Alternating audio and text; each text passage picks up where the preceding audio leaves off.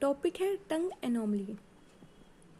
सबसे पहले आता है अग्लोसिया। अग्लोसिया क्या होता है? Complete absence of tongue. ठीक है, जो टंग है वो बिल्कुल एब्सेंट है और ये कंडीशन बहुत कम होती है, रेयर है। माइक्रोग्लोसिया, ठीक है, माइक्रो का मतलब हो जाए छोटा, ठीक है, स्मॉल टंग।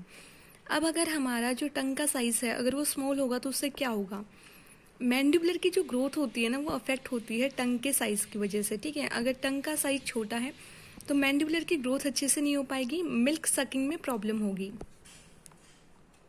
अब आता है मैक्रोग्लोसिया। ठीक है, मैक्रोग्लोसिया का क्या होता है कि जो टंग का साइज है एबनॉर्मली लार्ज हो जाता है। काफ़ी सारे कारण हो सकते हैं जैसे हेरिडिटरी है, अमाइलोडोसिस, सार्कोडोसिस, एक्रोमेगाली। रिलेटिव माइक्रोग्लोसिया, ठीक है, ये कंडीशन है जिसके अंदर जो टंग का साइज है वो नॉर्मल है बट जो मैक्सिला है वो रिट्रूटेड है, यानी मैक्सिला पीछे है या मैंडिबुलर पीछे है, जिसकी वजह से ओरल कैविटी का साइज कम हो गया तो हमें लगता है कि टंग का साइज क्या है, कम है, जबकि ऐसा नहीं है, वो नॉर्मल है, तो उसे कहा जाएगा रिलेटिव माइक्रोग्लोसिया। ठीक है, अब आता है अपेरेंट मैक्रोग्लोसिया। ठीक है, जो टंग है ना वो एबनॉर्मली हमें लार्ज लगेगी जबकि वो लार्ज है नहीं। ऐसा हमें लार्ज क्यों लग रही है? क्योंकि जो हमारा मस्कुलर कंट्रोल है ना, मसल्स के कंट्रोल है टंग का, वो नहीं है, और ये देखा जाता है क्रिटिनिज्म और हैप्पी पपेट सिंड्रोम। अनकाइलोग्लोसिया आया। अनकाइलोग्लोसिया क्या है? जिसमें टंग है ना अच्छे से मूव नहीं कर पा रही, फिक्स हो गई है फ्लोर ऑफ द माउथ। ठीक है, दो तरीके का हो सकता है, पार्शियल भी हो सकता है और जैसे कि टंग टाई में होता है, और कंप्लीट भी हो सकता है। अगर बहुत ज़्यादा सीवियर है तो हम ट्रीटमेंट की तरह क्या करते हैं, सर्जरी करते हैं।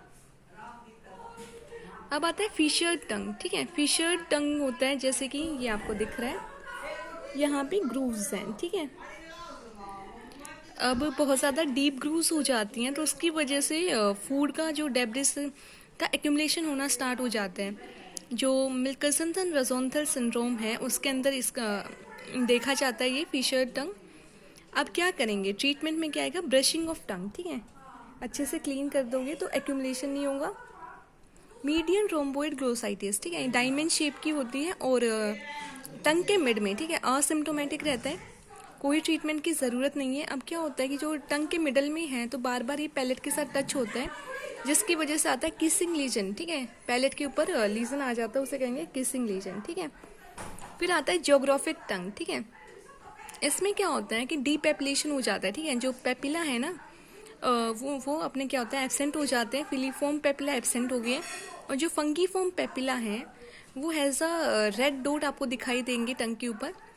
अब क्या होता है, ज्योग्राफिक क्यों कहा गया इसको? जैसे ग्लोब के ऊपर देखते हैं ना आप, तो एक एरिया है तो वहाँ का जो एरिया है तो आप मार्किंग देखोगे तो वैसा ही इसका जो होता है लीजन होता है वो वैसा ही दिखता है।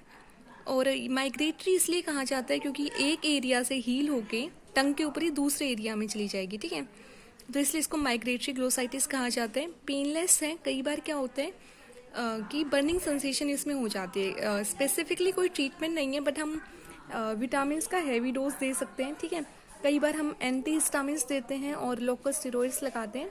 अगला है हेरी टंग। ठीक है, इसमें देखो ये है फिलीफॉर्म पेपिला जिनकी ग्रोथ हो गई है। ठीक है, पेपिला बहुत ज़्यादा बढ़ गए हैं साइज के अंदर, उसकी वजह से बहुत थिक सा लगता है, एक लेयर, ऐसा एक लेदर जैसी लेयर बन जाती है, इसलिए इसको कहा जाता है अर्थी और अनक्रस्टेड टंग।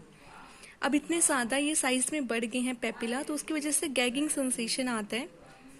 और अगर ट्रीटमेंट की बात करें तो क्लीन करना है, स्क्रैपिंग करनी है, टॉपिकली हम कैटोलाइटिक एजेंट लगा सकते हैं, योगार्ट खा सकते हैं।